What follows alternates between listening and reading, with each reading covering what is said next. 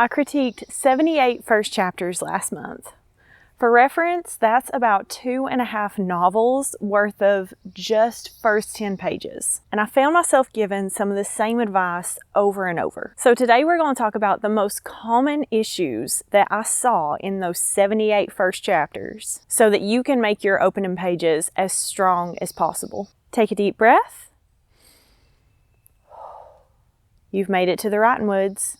It's been raining this morning and the woods are nice and calm. Remember, there's no pressure here, and if you're looking for more spaces where you can foster a positive, consistent relationship with your writing practice, head over to writingwoods.com. The community there would love to have you. Now, before we get into the specific issues that I consistently see in the first 10 pages, I want you to remember that we are not worried about this during drafting. When you're writing your story, you're not thinking about whether it's perfect. You're not worried about whether it's going to hook readers right away. Think about this during planning, when you're outlining your story, and during revision and editing. But stressing about these things during drafting will only slow you down and keep you from becoming immersed in the story. And remember, we're all working on not being perfect, showing up, being consistent, and getting the story onto the page. That's the most important thing during the drafting process. But when we are in our analytical mode, whether it's before we start drafting or after the draft is complete,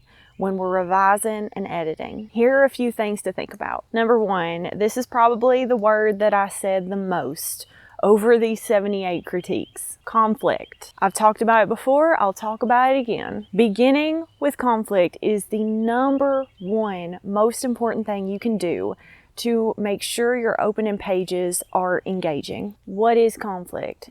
It's not just shootouts and car chases. Conflict can be subtle. Conflict is a combination of 3 things: goal, obstacle, stakes. Your character wants something is in the way, and there are consequences if they fail. Why are stakes important? It's the difference between watching somebody walk a high wire and watching someone walk a wire, but it's only a foot off the ground. Which one is going to keep you invested? If there are no consequences for failure, we're not going to be as engaged. If you can begin the story with the main conflict, that is wonderful. That's what we call beginning in medias res, in the middle of things. But that's not always feasible. And when that's the case, we like to start with a smaller conflict. The mistake that folks make is saying, well, I need to give the reader this information in order to set up the conflict later. They need to know this about the character, this about the setting. I need this to happen before the important thing can happen. So I can't start with conflict, but you can. You always can. Even if you need to include some setup first, a slight tweak can allow you to incorporate conflict with that information. All you have to do is give them those 3 things: goal, obstacle, stakes. Let's say you need to set up the story by showing the reader the character's relationship with their dog. You could just have a scene where the character's hanging out with their dog, or you could have a scene where the dog escapes the fence and your character has to find them. You could have a scene where the dog gets into a fight at the dog park. It could be as simple as the character running out of dog food and the dog is sitting there hungry asking, "Where's my supper?" Think about how you can give your character a goal, because this plays into the second thing that I said over and over. Why is the reader reading? Why are they turning pages? We cannot assume that a reader is going to give us time. We have to respect the reader. If they choose to open our book, we respect that they need a reason to keep turning pages. And usually this is going to be one of 2 things: curiosity and conflict. A reader is reading to get an answer to a question. This could mean you have given them some information without completing the puzzle.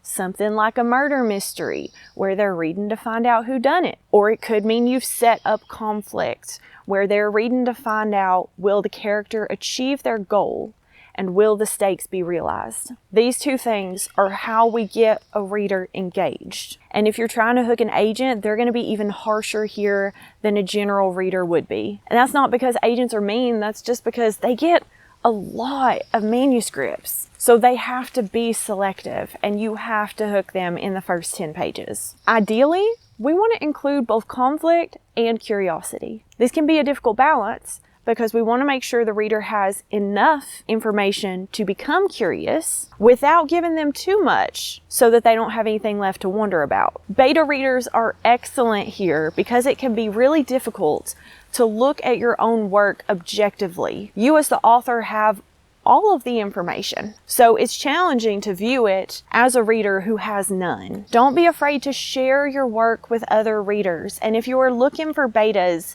head over to rottenwoods.com. We have a forum specifically to connect beta readers and critique partners. The third thing I talked about a lot is orienting and grounding the reader. Because again, we have a reader who knows nothing. We're taking this reader and we are dropping them into the story, this whole new world. Imagine taking someone and dropping them into the middle of a forest. They're looking around.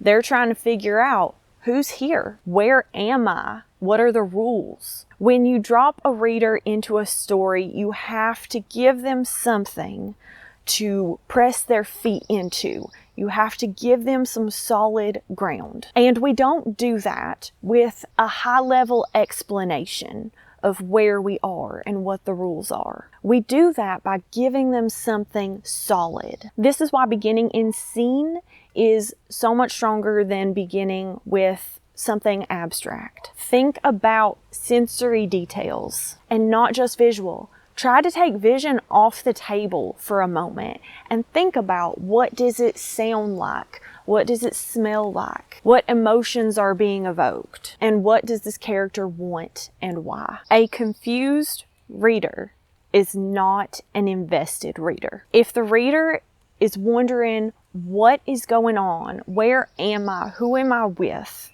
If they are trying to figure out those things, then they cannot be fully immersed and invested in the story. If you confuse the reader, you have already lost them. So make sure they are grounded and oriented. Make sure they have something concrete that they can hang on to. And then they will be able to take in the rest of the information as it comes. And one of the most essential skills you can develop around this is the ability to integrate exposition organically.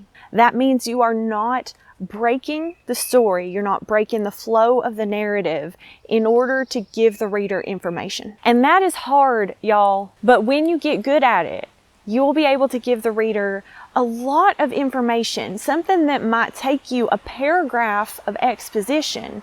You'll be able to show them with just one line. Think about in life how much information you can get from a look, from one expression from somebody, especially somebody you know. That's the equivalent of what we want to do. Instead of giving a whole spiel about something that's going on in their life, we want to give the reader a look. You could tell them all about how the character is having money trouble, or you could show them putting back a loaf of bread at the cash register of the grocery store. And when you master the ability to give information organically throughout the story, rather than having to stop and tell the reader all about it, then the reader stays immersed in that story. They never have to back up and break themselves out of the scene to get this information. And that's when we as readers get that feeling of being completely inside the story, and we just start turning pages and forget that we're reading a book at all. Here's something else we talked about quite often throughout these critiques: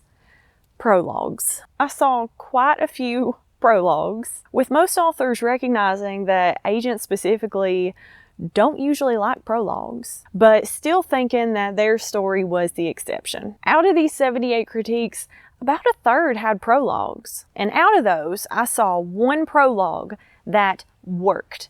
Absolutely. So you go ahead and do that math of the chances of a prologue being the most effective way to begin a story. Now, why is that? The first scene of your story is the most difficult. You're trying to do a lot of things at once. You are trying to hook a reader who has no information about the story. You're trying to ground them and orient them, introduce curiosity, begin with conflict, characterize your protagonist and any other characters on the page, help the reader get to know them and make them care, show us the setting and the world. You're trying to do all of this simultaneously without breaking into exposition. That is a lot. And when you include a prologue, that means that you're doing it twice. You're doing all that work to get the reader invested and engaged and make them care.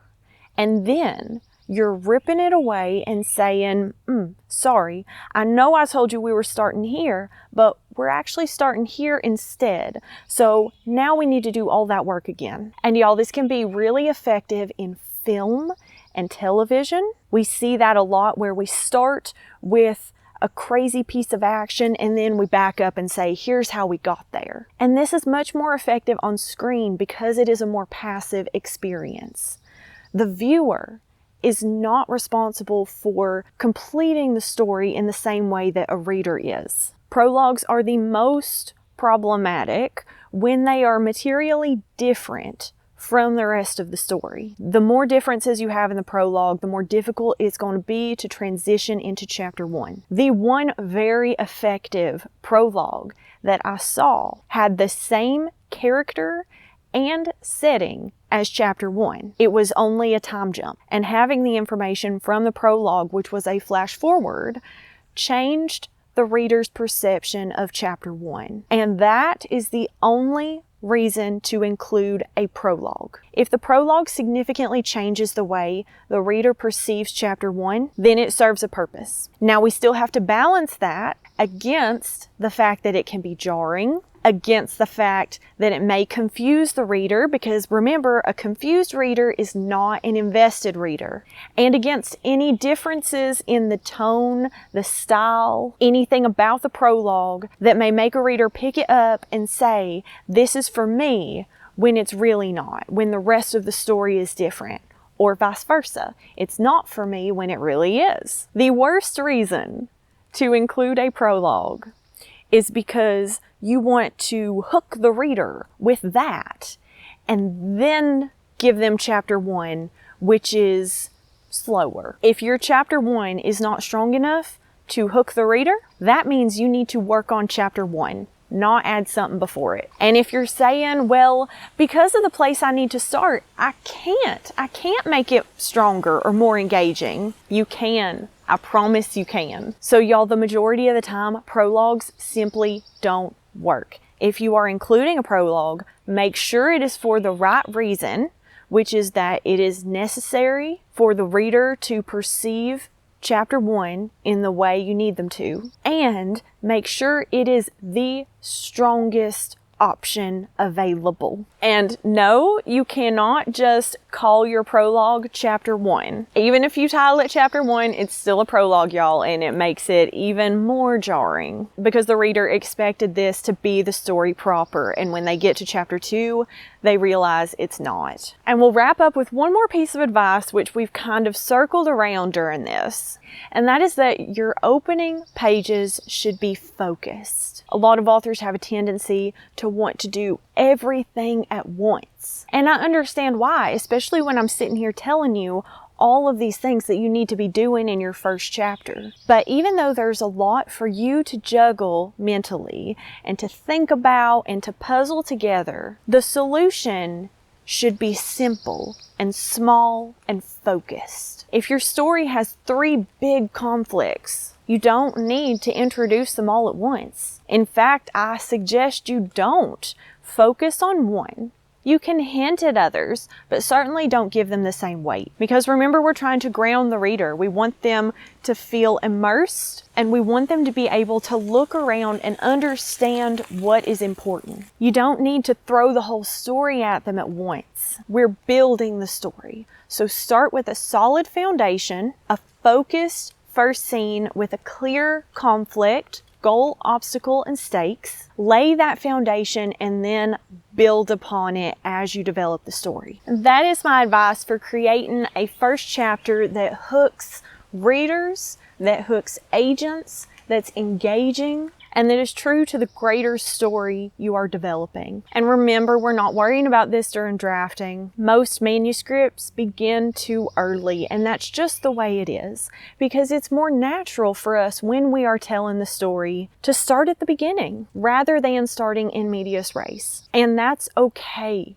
When we're drafting, tell the story naturally. You can think about it during planning, during outlining, but truly this shouldn't be top of mind until you're revising. And the great thing about writing about storytelling is that we have all the time in the world to revise, edit, improve. Your first draft does not need to be perfect, and trying to make it perfect will wind up stripping your voice and the emotion and the parts of the story that are close to your heart. But if you are in revision or editing, I hope this helps you strengthen that first chapter so that readers pick up your book, start reading, and can't put it down. And if you're not there yet, save this for later. Come back to it when you're at a point to view your first pages with that analytical lens. If you're interested in having me critique your first pages, I may be opening up some slots soon, so leave a comment and I'll let you know. And if any of these issues sounded familiar,